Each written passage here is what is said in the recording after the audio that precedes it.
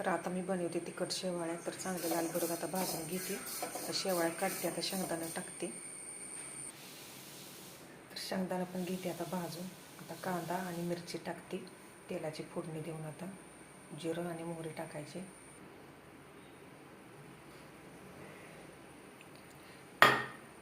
तेल टाकलं, तापून दिलं चांगलं. आता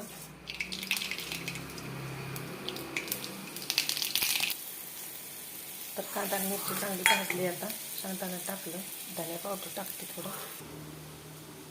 तर इथं आहे कोथिंबीर चांगली भिजत घातली पाण्यात, चांगली भिजली. आता चिरून घेते.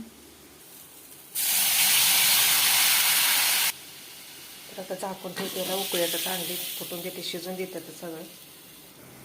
तर आता शिजलंय, आता शेवाळ्या टाकून घेते.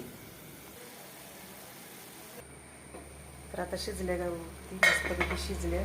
सगळा मसाला